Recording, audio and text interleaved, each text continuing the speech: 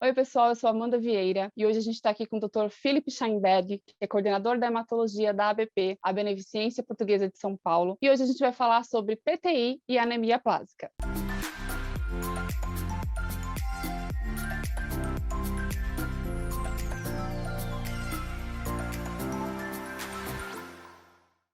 Dr. Philip, eu queria agradecer a sua presença aqui na TV Abrale. E para começar a nossa conversa, eu queria que o senhor explicasse como acontece a PTI e a anemia plásica. Obrigado, Amanda, pelo convite. Obrigado, Abrale, mais uma vez, por estar participando aqui desses eventos educacionais que eu gosto de fazer. Eu acho eles bastante importantes. E eu acho que o tema que vocês estão abordando hoje já é muito importante, que é a trombocitopenia imune, o PTI, do jeito que é conhecida, e a anemia plásica, que são doenças que elas têm algumas coisas em comuns, mas elas são bem diferentes também. A PTI ela é caracterizada por uma redução de plaquetas. A plaqueta cai porque você tem anticorpos que destroem as plaquetas. Então, é uma doença autoimune, no sentido de que você tem autoanticorpos que vão se ligar nas plaquetas e essas plaquetas vão ser removidas da circulação. Sendo removidas da circulação, começa a cair o número de plaquetas. Então, uma doença autoimune que afeta uma linhagem celular. O que eu quero dizer linhagem? Linhagem é que você tem glóbulos brancos, vermelhos e plaqueta. Cada uma é uma linhagem.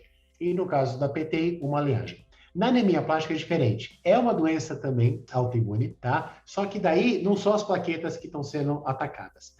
O que está sendo atacado na anemia plástica, na verdade, são as células tronco hematopoéticas, as células mãe, aquelas células progenitoras da medula óssea que vão dar origem a todas as outras células que estão presentes no sangue. Então, ela ataca uma parte da medula muito mais precoce, muito mais primitiva, é o sistema imunológico também. Os linfócitos T são os que são mais responsáveis por essa destruição na anemia plástica.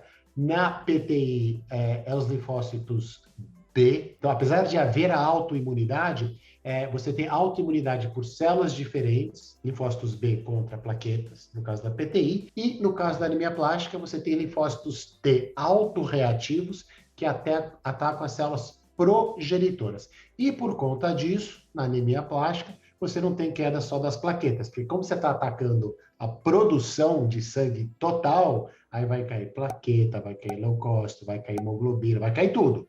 Entendi. Por que elas são consideradas doenças autoimunes? Elas são doenças autoimunes porque você tem já descrito, já há muitas décadas, alterações do próprio sistema imune da pessoa que leva à destruição das plaquetas ou que leva à destruição dessas células tronco hematopoéticas ou células progenitoras. Então, é o próprio sistema imune da pessoa que leva a essas destruições. Então, é por isso que elas são consideradas autoimunes. O que não é muito diferente, por exemplo, de uma artrite reumatoide, que é uma doença autoimune. Só que aí não é a plaqueta que está sendo reconhecida e destruída e nem a célula tronco da medula óssea. No caso da artrite reumatoide, são as articulações, né?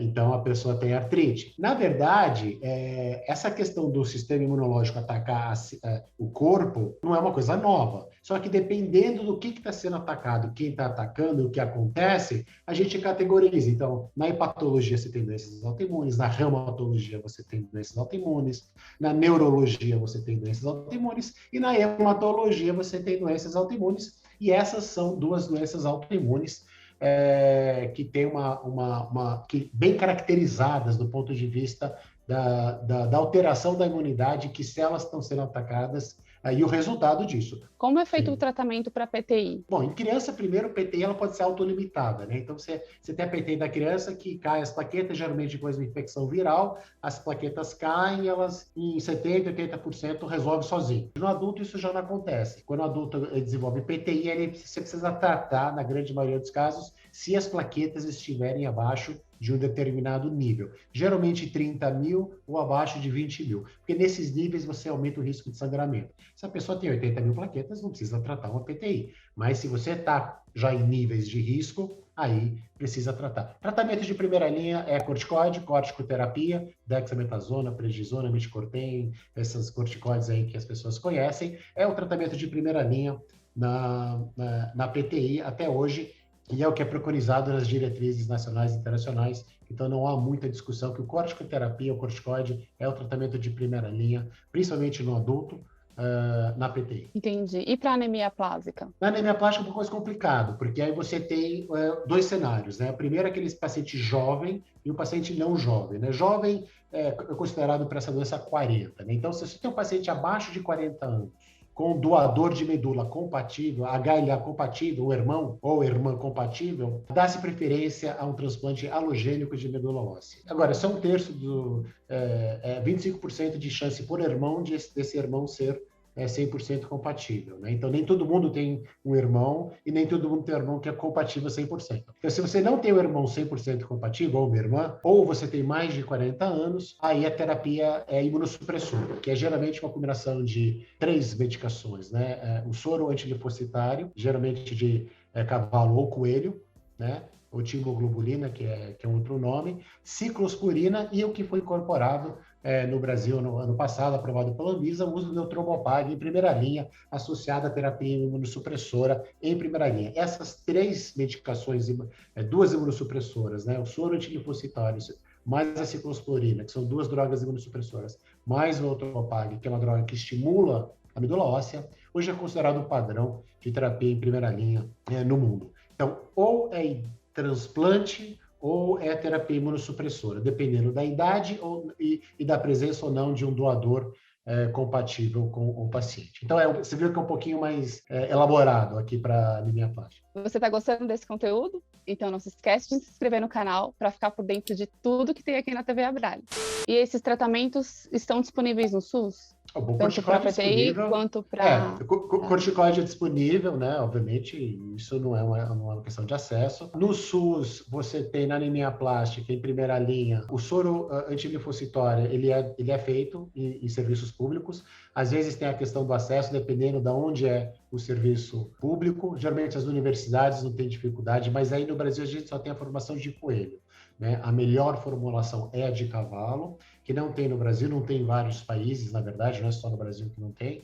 Então, no Brasil, a gente tem disponível o soro antilinfocitário de coelho, que é a timoglobulina, que é disponível, que você consegue administrar isso pelo SUS. A ciclosporina é disponível pelo SUS. O Eutrobopag, para terapia em primeira linha, ela não é disponibilizada para anemia plástica para o SUS em primeira linha. Então, o Eutrobopag então, acaba sendo aí uma falta, vamos dizer assim, no serviço público. Pode ser que isso mude, eu sei que tem várias tentativas via Conitec aí para conseguir a incorporação na anemia plástica. Na PTI, como tratamento de segunda, terceira ou quarta linha, o Eutrobopag, que é essa droga que foi desenvolvida, na verdade, para PTI, a gente roubou ela para anemia plástica, nos protocolos clínicos de pesquisa, ela faz parte de um grupo de drogas que se chamam agonistas do receptor da tropoetina. Você tem o Eutrobopag sendo uma das principais, o Romiplostim é a outra. Ela foi desenvolvida para PTI em pacientes que já foram tratados com corticoide.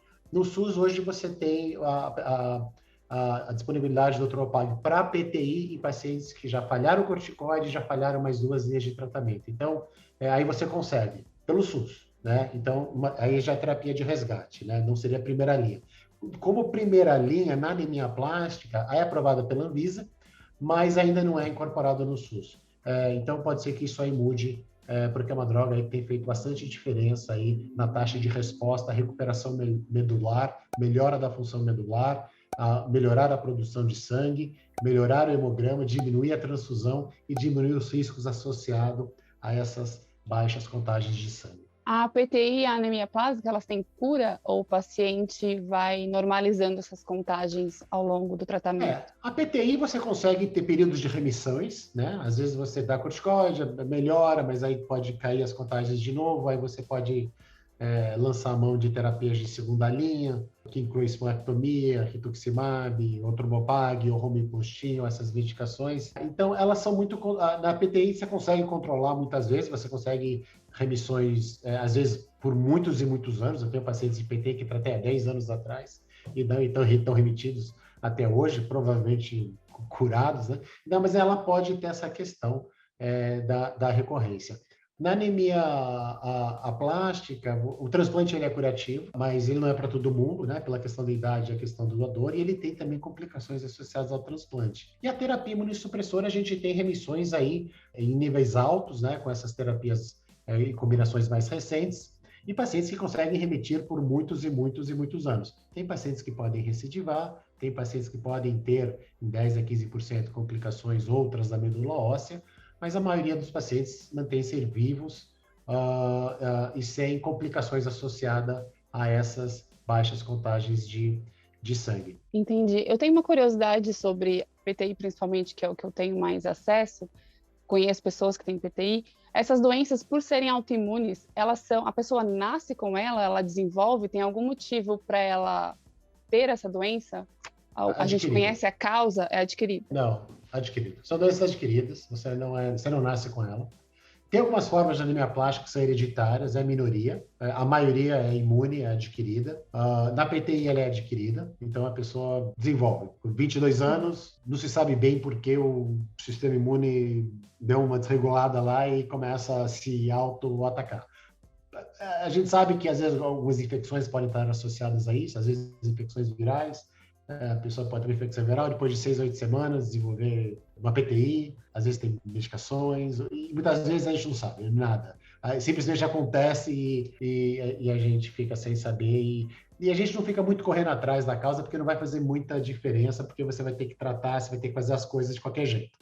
Né? Se foi A, B ou C que causou, se você acha que foi isso que aconteceu, não vai fazer a menor diferença, porque você vai ter que lidar conforme esses algoritmos aí que eu falei para vocês. Você vai ter que reverter esse cenário e você vai ter que tratar esse paciente, diagnosticar e tratar. Então, não faz tanta diferença. Aliás, não faz diferença exatamente o que foi, se teve alguma coisa. E na maioria das vezes a gente não consegue identificar nada. O importante é realizar o tratamento da melhor forma possível para ter uma melhor qualidade de vida, né? Se você quiser fazer alguma consideração geral para quem tem o diagnóstico agora dessas patologias, fique à vontade. Essas eram as questões que a gente tinha a princípio. Eu acho que a gente abordou bastante coisa. Eu acho que tem cada vez mais opções para pacientes, tanto com PTI como para pacientes com anemia plástica. Então, eu acho que isso é importante. Se você olhar historicamente, por exemplo, a taxa de mortalidade e de anemia plástica na década de 50, 60 e 70 era quase 80% a 90% dos pacientes morriam no primeiro ano. Então, hoje em dia, a realidade, obviamente, mudou muito, né? A gente tem mais opções. E na PTI, a gente tem um melhor entendimento também do que está acontecendo, e existem mais opções também em terapias daqueles pacientes que já falharam 1, 2, 3, 4 linhas de tratamento, e também já existem opções nesse cenário para que as plaquetas subam, se mantenham em níveis mais elevados e as pessoas não estejam com os riscos associados a essas quedas, com essas contagens mais baixas de plaquetas. Queria agradecer mais uma vez a sua participação, o seu tempo aqui com a gente, sua disponibilidade sempre, né, aqui na TV Abralha. Eu que agradeço. Muito obrigada. Obrigado. Até a próxima.